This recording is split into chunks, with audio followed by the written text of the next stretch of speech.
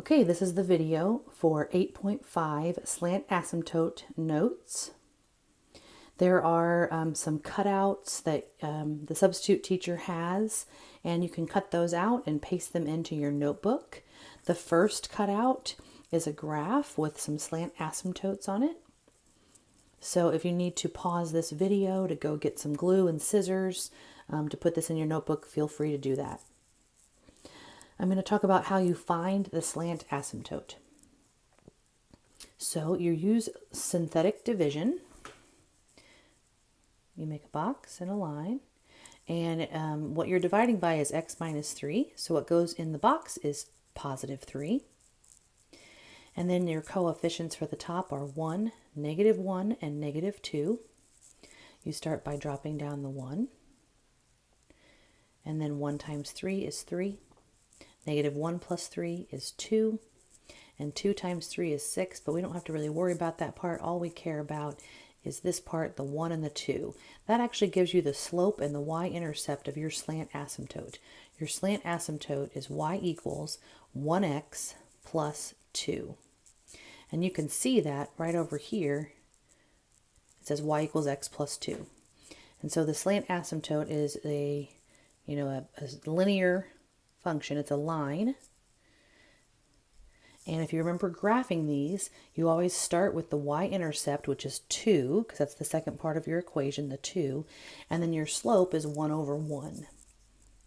So you go up 1, left, right 1, up 1, right 1. Let's look at this vertical asymptote right here. It's x equals 3. Let's talk about why would the vertical asymptote be at x equals 3. And that's because of the denominator. If you look at our denominator, it's x minus 3, and 3 would make the denominator 0. So you have a vertical asymptote at 3. Okay, let's try a few more of these. Oh, actually, there's a few rules first. So right here, if you need to pause the video and write all these down, one thing that's important to know is that if a rational function has no horizontal asymptote, and that's when the power or the degree of the numerator is larger than the degree of the denominator. So the degree of the numerator is bigger than the denominator. Let me back up a little bit. Whoops. You can check for a slant asymptote. The slant asymptote happens whenever the numerator, the degree of the numerator is exactly 1 higher than the degree of the denominator. So here's an example where the numerator is x to the second power and the denominator is x to the first power. Let's go ahead and find the slant asymptote on this one. In the box, you'd put a 1. The coefficients are 4, -2, and +1. Drop down the 4. And then 4 times 1 is 4. 4 plus -2 is 2. And that's all you really need to know, because the rest of that is just the remainder. So we have 4 and 2. So your slant asymptote would be y equals 4x plus 2. All right, let's do a few practice problems. You have 2 graphs as part of the cutouts that the substitute has. So if you want to go grab those and then cut them out and glue them in your notebooks.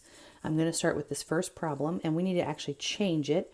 What it needs to say is x squared minus 3x minus 10. That should be just a minus sign right there. Over x minus 1. So we're going to start with holes and decide if there's any holes. Then we'll move on to x-intercepts. Then we'll move on to y-intercepts. And then vertical asymptote. And finally, we'll find the slant asymptote as well. All right, so let's factor this. Okay, factors of -10 that add up to -3. I think 5 and 2 are going to work. We need the 5 to be negative so that we get -3 when we add -5 plus 2. Nothing will cancel, so there are no holes, so you write none. The x-intercepts come from your numerator. So this is my numerator. What would make this 0? Well, it would be +5 and -2. So those are your x-intercepts. For your y-intercept, it's where you plug in 0 into all the x's. So if I put a 0 here, that would be 0 squared. If I do -3 times 0, that was 0. The denominator, if I put 0, it would be 0 minus 1. So you end up with a -10 over a -1. And that turns to be +10. So the y-intercept is 10. Vertical asymptote, that comes from the denominator. The denominator is x minus 1, so the vertical asymptote would be x equals 1. Now it's time to find our slant asymptote. So you make the synthetic division.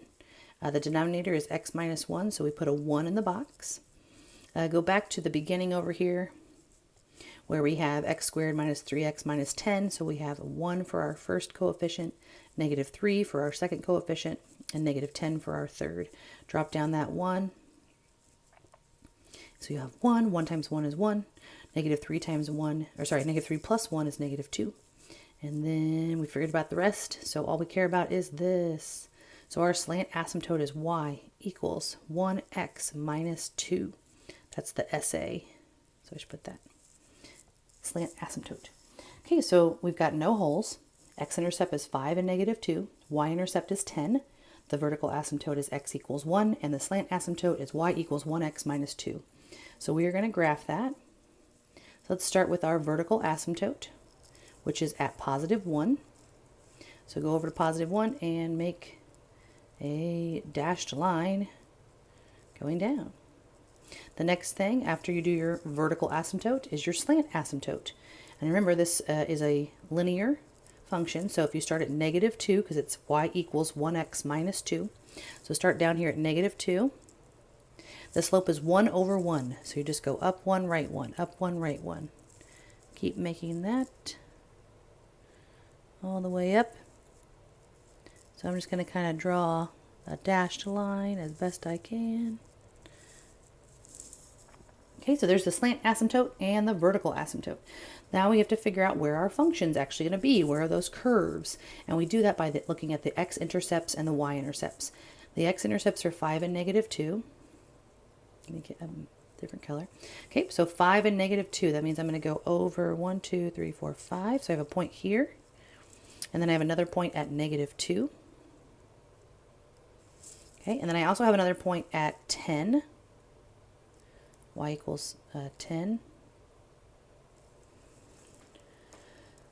Okay, so that means my curve is going to be kind of on the right side, and then again on the left side, like that.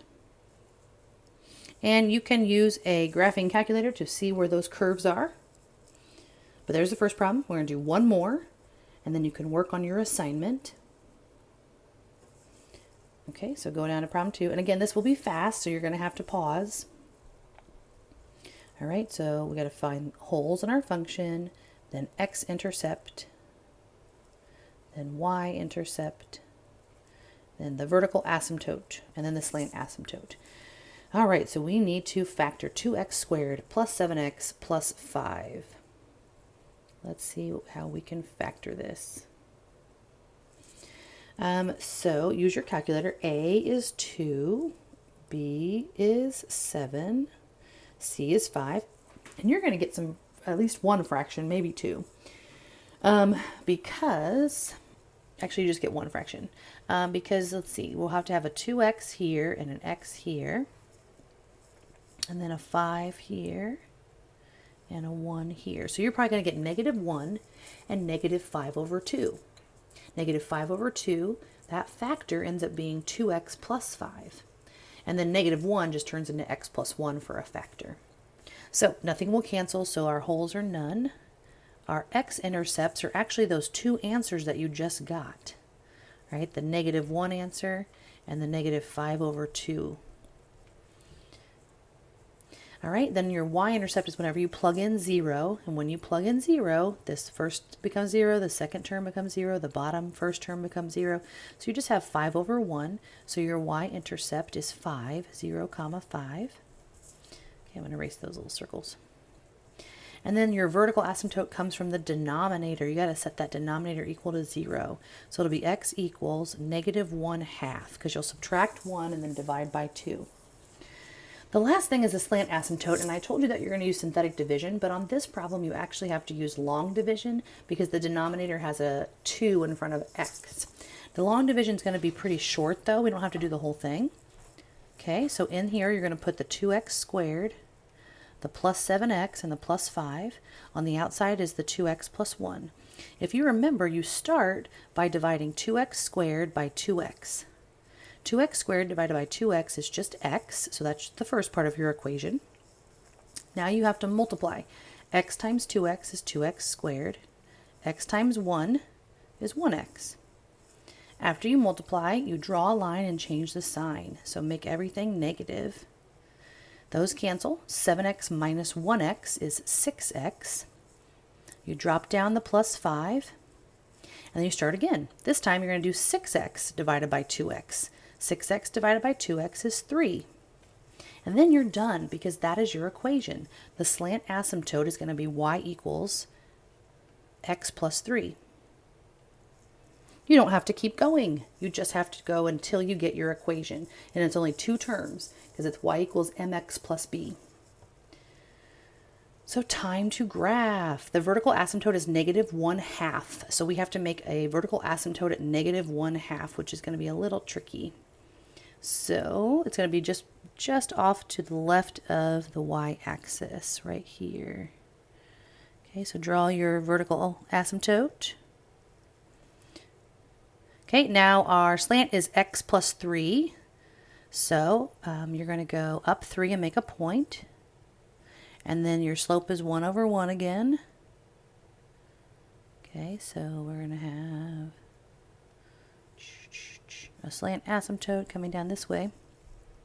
Now we have to figure out where our curves are and which of the 4 little positions. So let's go back to our x-intercepts are -1 and -5/2. So we got to make a point on the x-axis at -1 and -5/2.